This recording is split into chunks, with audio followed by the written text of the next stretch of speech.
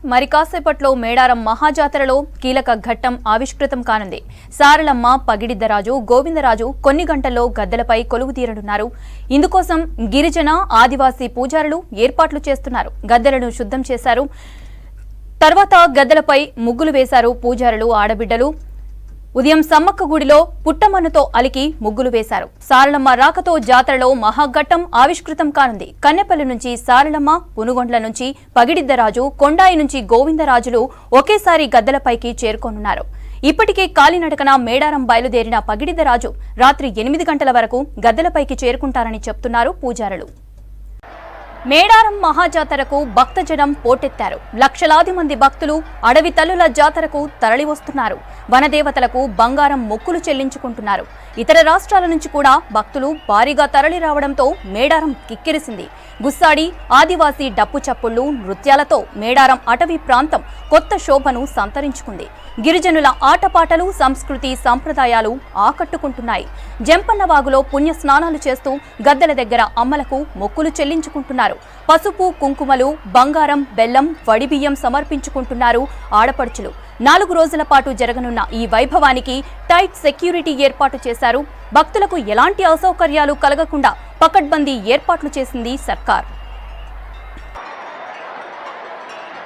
మేడారం మహాజాతరలో రేపు అపూర్వ ఘట్టం సాక్షాత్కరిస్తుంది.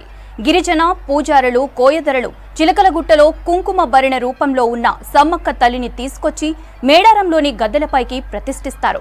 ప్రభుత్వ లాంఛనాలతో ఈ కార్యక్రమం జరుగుతుంది. ములుగు జిల్లా ఎస్పీ 3 రౌండ్లు తుపాకీ పేల్చి అమ్మను తీసుకువస్తున్నట్లుగా సంకేతాలు పంపిస్తారు. ఎల్లుండి 4 వనదేవతలు భక్తులకు దర్శనం ఇవ్వనున్నారు. 24న దేవతల వన ప్రవేశంతో మహాజాతర ముగియనుంది. మరి కాసేపట్లో మేడారం మహాజాతరలో కీలక ఘట్టం ఆవిష్కృతం కానుంది. సారలమ్మ, పగిడిద్దరాజు, గోవిందరాజు కొన్ని గంటల్లో గద్దెలపైకి కొలువుదీరనున్నారు. ఇందుకోసం గిరిజన, ఆదివాసీ పూజారులు ఏర్పాట్లు చేస్తున్నారు. గద్దెలను శుద్ధి చేశారు. తర్వాత గద్దెలపై ముగ్గులు వేశారు పూజారులు, ఆడబిడ్డలు. ఉదయం సమ్మక్క గుడిలో పుట్టమన్నుతో అలికి ముగ్గులు వేశారు. సారలమ్మ రాకతో జాతరలో మహాఘట్టం ఆవిష్కృతం కానుంది. కన్నెపల్లి నుంచి సారలమ్మ, పూనుగొండ్ల నుంచి పగిడిద్దరాజు, కొండాయి నుంచి గోవిందరాజులు ఒకేసారి గద్దెలపైకి చేరుకోనున్నారు. ఇప్పటికే కాలినడకన మేడారం బయలుదేరిన పగిడిద్దరాజు రాత్రి 8 గంటల వరకు గద్దెలపైకి చేరుకుంటారని చెప్తున్నారు పూజారులు. మేడారం మహాజాతరకు భక్తజనం పోటెత్తారు. లక్షలాది మంది భక్తులు అడవి తల్లుల జాతరకు తరలి వస్తున్నారు. వనదేవతలకు బంగారం మొక్కులు చెల్లించుకుంటున్నారు. ఇతర రాష్ట్రాల నుంచి కూడా భక్తులు భారీగా తరలి రావడంతో మేడారం కిక్కిరిసింది. గుస్సాడి, ఆదివాసీ డప్పు చప్పుళ్లు, నృత్యాలతో మేడారం అటవీ ప్రాంతం కొత్త శోభను సంతరించుకుంది. గిరిజనుల ఆటపాటలు, సంస్కృతి, సంప్రదాయాలు ఆకట్టుకుంటున్నాయి. జంపన్నవాగులో పుణ్య స్నానాలు చేస్తూ గద్దెల దగ్గర అమ్మలకు మొక్కులు చెల్లించుకుంటున్నారు. పసుపు, కుంకుమలు, బంగారం, బెల్లం, వడిబియ్యం సమర్పించుకుంటున్నారు ఆడపడుచులు. 4 రోజుల పాటు జరగనున్న ఈ వైభవానికి టైట్ సెక్యూరిటీ ఏర్పాటు చేశారు. భక్తులకు ఎలాంటి అసౌకర్యాలు కలగకుండా పకడ్బందీ ఏర్పాట్లు చేసింది సర్కార్. మేడారం మహాజాతరలో రేపు అపూర్వ ఘట్టం సాక్షాత్కరిస్తుంది. గిరిజన పూజారులు, కోయదొరలు చిలకలగుట్టలో కుంకుమ భరిణ రూపంలో ఉన్న సమ్మక్క తల్లిని తీసుకొచ్చి మేడారంలోని గద్దెలపైకి ప్రతిష్ఠిస్తారు. ప్రభుత్వ లాంఛనాలతో ఈ కార్యక్రమం జరుగుతుంది. ములుగు జిల్లా ఎస్పీ 3 రౌండ్లు తుపాకీ పేల్చి అమ్మను తీసుకువస్తున్నట్లుగా సంకేతాలు పంపిస్తారు. ఎల్లుండి 4 వనదేవతలు భక్తులకు దర్శనం ఇవ్వనున్నారు. 24న దేవతల వన ప్రవేశంతో మహాజాతర ముగియనుంది. మేడారం జాతరకు సంబంధించిన మరిన్ని డీటెయిల్స్ షరీఫ్ అందిస్తారు. షరీఫ్, మేడారంలో భక్తుల రద్దీ ఎలా ఉంది?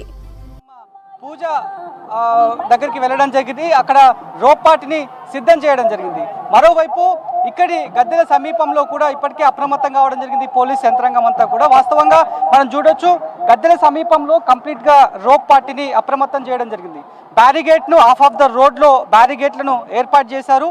1 గంట కంటే ముందు అక్కడంతా కూడా జనాలందరినీ కూడా పోనిచ్చారు.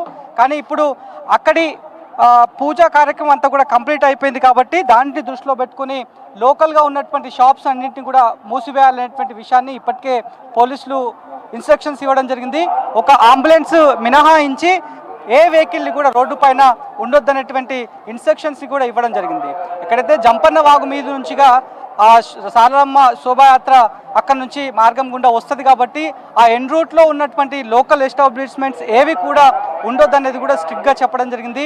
అంత జనాలు తాకిడి పెరుగుతుంది. గత 2 రోజుల నుంచి కూడా మనం చూస్తున్నాం.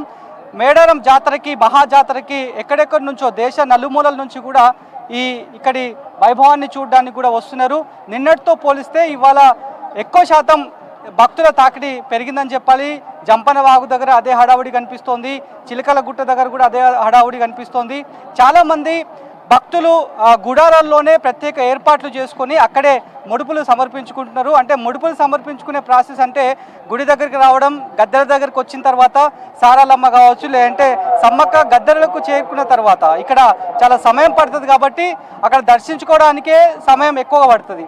సో అలాంటి సందర్భాల్లోనే అక్కడ ఎక్కువ టైం ఉండదని భావించినటువంటి భక్తులంతా కూడా ఎక్కడి వారు అక్కడే గుడారాలను ఏర్పాటు చేసుకుని అక్కడే ప్రత్యేక పూజలను ఏర్పాటు చేసుకుని అక్కడే పూజల్ని వాళ్ళు చేసుకుంటున్నారు. ఆ తర్వాత పూజలు అయిపోయిన తర్వాత కేవలం సమ్మక్క సారలమ్మకు సంబంధించినటువంటి గద్దెల దగ్గరకు వచ్చి కేవలం దర్శనం తీసుకొని మళ్ళీ వెనుదిరుగుతున్నటువంటి సిచ్యువేషన్స్ అయితే మనకైతే కనిపిస్తున్నాయి. మరో 1-2 గంటల్లో సారలమ్మకు సంబంధించినటువంటి యాత్ర మాత్రం ఇక్కడికి రీచ్ అయ్యే అవకాశం అయితే కనిపిస్తోంది. మరోవైపు సంబంధించినటువంటి గిరిజన పెద్దలు కావచ్చు, కుటుంబీకులు కావచ్చు, వాళ్ళంతా కూడా వంశీకులు, వాళ్ళందరూ కూడా కొద్దిసేపటి క్రితమే గంట క్రితం ఇక్కడి గద్దెల సమీపంకి రావడం జరిగింది. వచ్చిన తర్వాత గుడిలో ముగ్గులు వేసే ప్రాసెస్ ఉంటుంది. వాళ్ళ సంస్కృతికి సంబంధించి కావచ్చు, వాళ్ళ ఆచారంలో భాగంగా ఆ ముగ్గులను కూడా ఏర్పాటు చేయడం జరిగింది. ముగ్గులకు సంబంధించి కూడా వేస్తున్నటువంటి టీమ్స్కి ప్రత్యేకంగా రోప్ పార్టీతో భద్రతను ఏర్పాటు చేయడం జరిగింది. దాదాపు 40 నిమిషాలు వ్యవధిలోనే వాళ్ళంతా కూడా ముగ్గుల ప్రక్రియ అంతా కూడా కంప్లీట్ చేయడం జరిగింది. ఆ తర్వాత ఇక్కడైతే కన్నెపల్లి నుంచి ఇంకా ప్రొసెషన్ స్టార్ట్ అవుతుంది అనే ఇన్ఫర్మేషన్తో పోలీసులు అప్రమత్తం కావడం జరిగింది. ఇక్కడ రోప్ పార్టీతో ఆ తర్వాత మళ్ళీ సారలమ్మతో వచ్చేటువంటి రోప్ పార్టీతో, అంటే వాళ్ళకు సంబంధించినటువంటి వ్యక్తులు కూడా వాలంటీర్స్ కూడా చాలా వరకు ఉంటారు.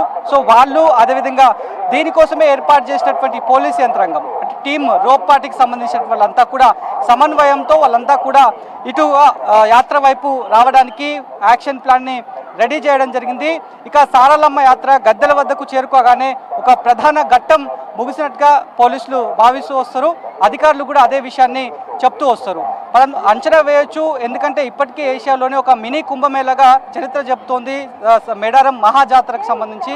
మొత్తం 4 రోజుల పాటు జరిగేటువంటి ఈ జాతరకి చాలామంది తమ స్తోమతకు తగ్గట్టుగా గతంలో ఎడ్ల బండ్ల పైన వచ్చేవాళ్ళు ఇప్పుడు ట్రాక్టర్స్, అదేవిధంగా 4 వీలర్స్, DCMs, గూడ్స్ వెహికల్స్ని వాళ్ళు ఆసరాగా చేసుకుని ఇక్కడికి వస్తున్నటువంటి వాళ్ళని కూడా మనం చూస్తాం. సో మినీ కుంభమేళాగా దీనికి పేరు ప్రత్యేకతలు ఉన్నాయి కాబట్టి దాంట్లో భాగంగానే తెలంగాణ ప్రభుత్వం కూడా దాదాపు చాలామంది డిపార్ట్మెంట్కి సంబంధించినటువంటి ఎంప్లాయీస్ని కూడా ఇందులో సంఘటితం చేయడం జరిగింది.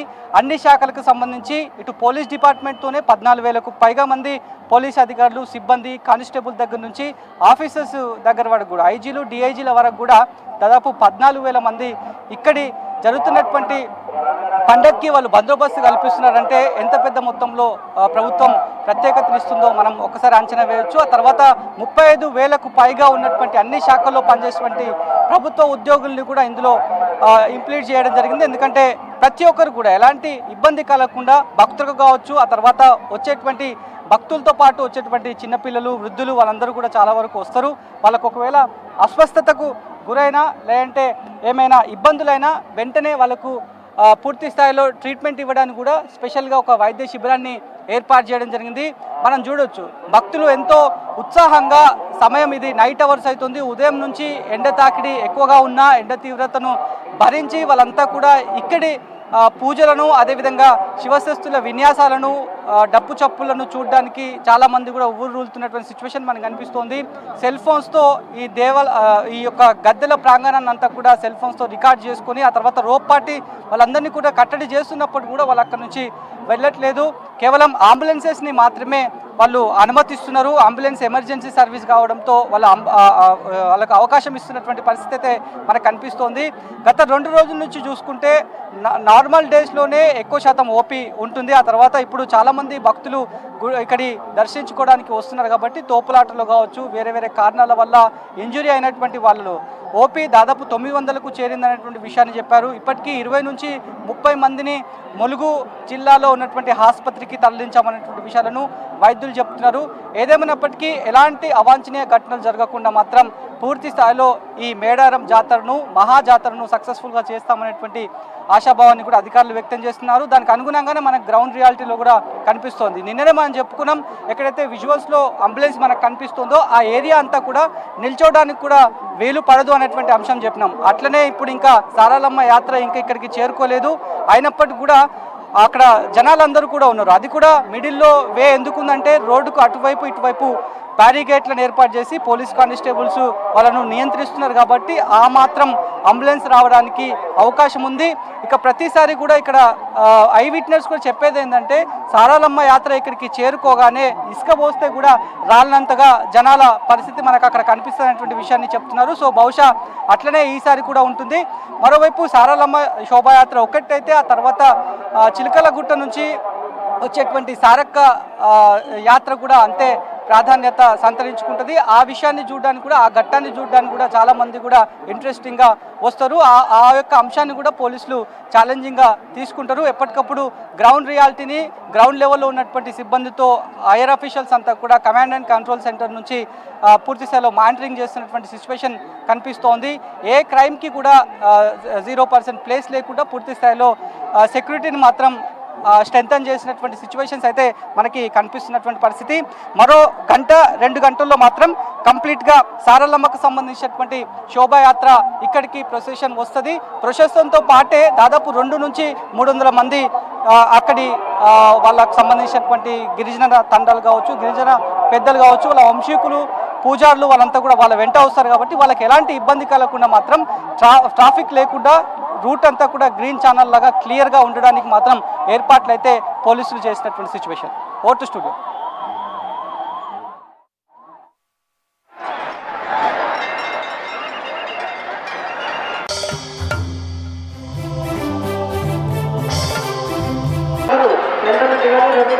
పోలీస్ డిపార్ట్మెంట్ వారు కానీ